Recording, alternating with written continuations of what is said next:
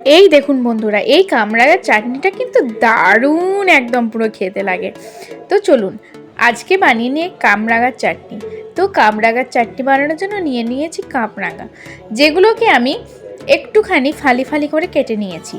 আর এরপরে আমি কড়াই তেল বসিয়ে দিলাম। তেলের মধ্যে দিয়ে দিলাম 5 ফোড়ন, আর দিয়ে দিলাম তেজপাতা, আর দিয়ে দিলাম শুকনো লঙ্কা দুটো।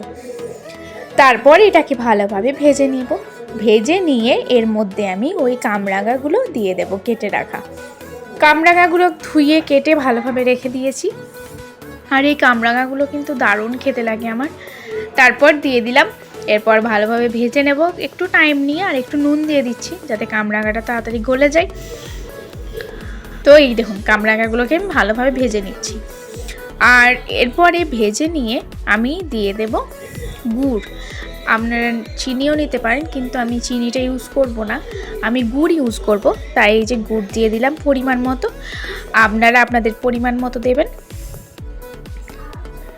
আর এরপরে গুড় দেওয়ার পরে আমি দিয়ে দেবো অল্প পরিমাণে জল, কারণ গুড়টা খুবই তাড়াতাড়ি গাঢ় হয়ে যায়। আর জল দিয়ে পর এটাকে একটু ঢাকনা দিয়ে আমি সিদ্ধ হতে দেবো, যাতে গুড়টা কামরাঙার ভেতরে ঢুকে, তার জন্য। আর দেখুন না কত সুন্দর হয়েছে একদম কামরাঙার চাটনিটা। এভাবে আপনারা 2-3 দিন রোদে দিয়ে তারপরে কাঁচের জারে স্টোর করে রেখে দিন। খেতে যেমন দারুণ লাগে সেরকম কি আর বলবো আমি, এত ভালো। বাই বাই বন্ধুরা, ভালো লাগলে please like, comment, share and